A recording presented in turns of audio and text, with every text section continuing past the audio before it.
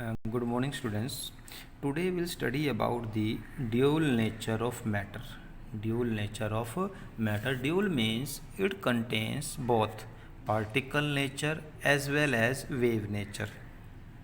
And because it contains both type of nature, it is known as dual nature. For example, you are having a dual SIM phone. It means you can use two type of the SIMs or three type of also. Here, if more than one character is shown by any object, then that object will have a dual nature. Here, matter has two type of nature. One is particle nature and one is wave nature. With a very means it means every matter contains both wavelength. It contains wave nature means it should have wave nature, wavelength, and particle nature means it will occupy space. Particle means it will occupy some space, and wave nature means it should have some wavelength. And according to de Broglie, because this concept was given by the de Broglie. According to de Broglie, every matter has both wave nature as well as particle nature. How we can means and that nature one nature will be dominant either of a wave or a particle nature. One nature will be dominant.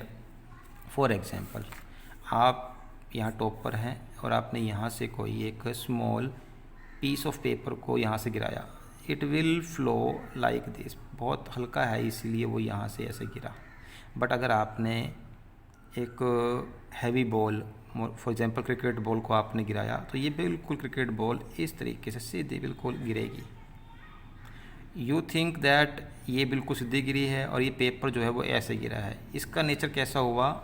Wave nature. कोई भी चीज़ अगर ऐसे आपकी crest and trough की movement में आ रही है तो वो क्या होती है? वेव.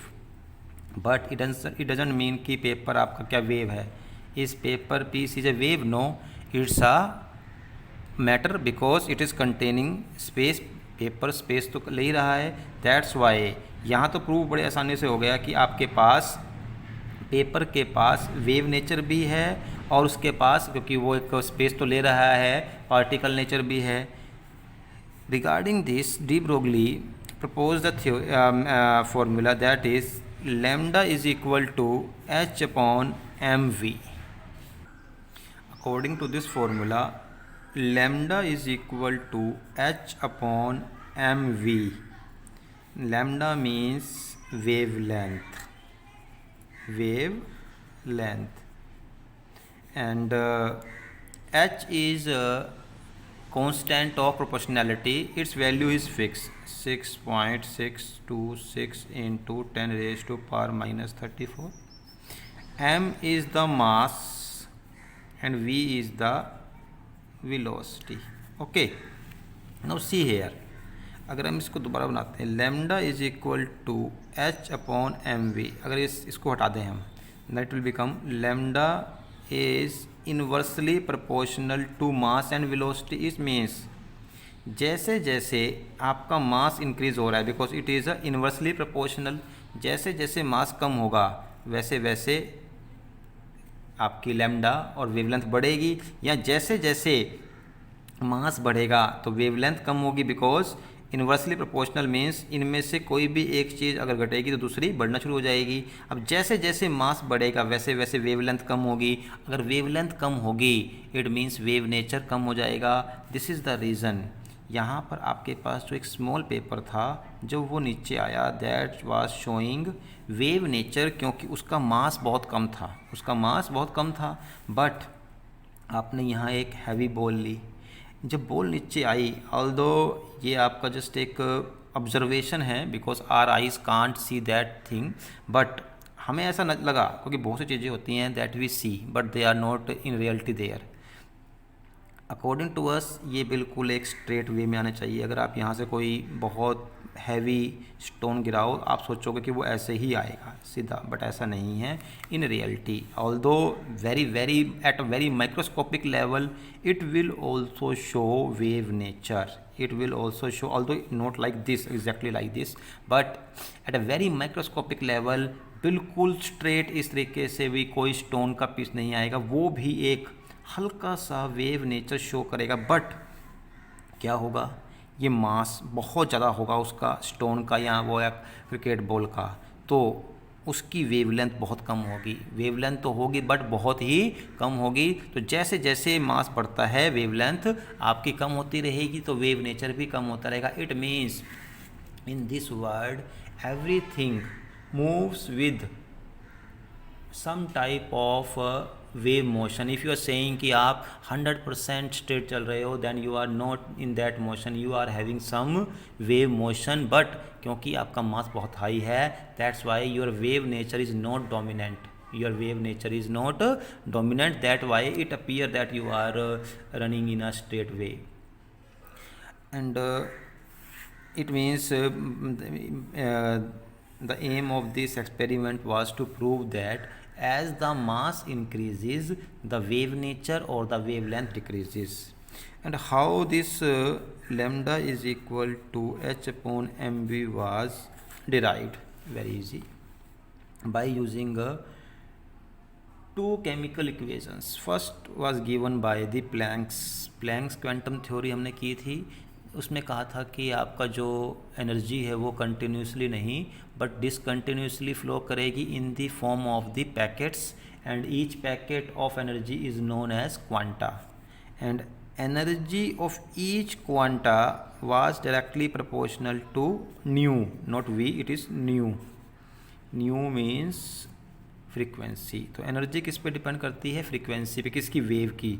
किसी भी वेव की एनर्जी उसकी फ्रीक्वेंसी पे डिपेंड करेगी। It was given by Planck's. Einstein very famous, according to him E is equal to M C square. E is equal to M C square, कि हम कैसे एनर्जी और मास का रिलेशन है, ये बहुत फेमस आपकी आइंस्टाइन की इक्वेशन है। Okay, 1 and 2 we can write this as E is equal to h nu, proportionality constant is h, and E is equal to mc square. It means both are equal, it means h nu is equal to mc square. It is nu means c upon lambda, ये हम कर चुके हैं first और second video में ही, कि जो एक रिलेशन है आपका फ्रीक्वेंसी का और वेवलेंथ का, that wavelength is equal to C upon nu and nu is equal to C upon lambda. So we can replace it by this h is equal to c upon lambda, nu is equal to c upon lambda is equal to mc square, cutting this square, this c, so h upon lambda is equal to mc. What is c? C is the velocity of light, so we can write it like this: h is equal to nu into m into v. Why v? Because v, c is speed of light and v speed can be written like v. So here इसको अगर यहाँ पे interchange करेंगे, then lambda is equal to h upon mv. So by using the Einstein and Planck's theory, this formula was derived. And now by using this formula, we'll try to solve a numerical that is given in your notes also. I will provide you notes today. This states that velocity of a proton velocity is 4.37 into 10 raised to power 5 meter per second. Proton, electron, they move very fast. They move very, very fast. It is very, very fast movement. 4 into 4.37 to 10 raised to power 5 meter per second. If the hockey ball of mass 0.1 kg is moving with this velocity, वो कहता है कि अगर आपके पास कोई hockey ball है जिसका मास 0.1 kg means 100 ग्राम है, अगर उसकी इतनी स्पीड हो, then calculate the wavelength linked with this velocity, कि इस अगर कोई हॉकी की बॉल आपकी जिसका मास इतना हो, इतना वेट हो और इतनी उसकी स्पीड हो, तो बताओ उसकी कितनी वेवलेंथ। मीन्स वही बात आ गई हमारे पास, जब हमने बात की थी कि हर चीज़ की वेवलेंथ होती है, ऑल्दो बहुत कम या बहुत ज़्यादा डिपेंड करता है कि उसका मास कितना है, और उसकी वेलोसिटी पर भी डिपेंड करता ही है, because lambda is equal to h upon mv. Now by applying this formula you can find the wavelength. We know h will be given to you in the numerical, its value is 6.626 into 10 raised to power minus 34. Mass is 0.1 kg into velocity. although इसने थोड़ा सा हल्का सा जिस question को एक change करने, मतलब कि थोड़ा सा कॉम्प्लेक्स बनाने के लिए, it has given the velocity of proton but stated that this velocity is also of the velocity of ball. So change this velocity and write its velocity here. And if you solve this question, the answer will be 1.5 into 10 raised to power minus 38 meter. Its velocity, its frequency, its wavelength, it is 10 raised to power minus 38. So very very very less wavelength. It means the mass of the ball is quite high, quite much, that it is neglecting the wavelength of the ball, hockey ball. Due to large mass, hockey ball shows its its particle nature only, not the wave nature, because this wave nature can't be observed by our eyes. So today we'll finish with this de Broglie dual nature of matter, and tomorrow we'll start with Heisenberg uncertainty principle. Thank you.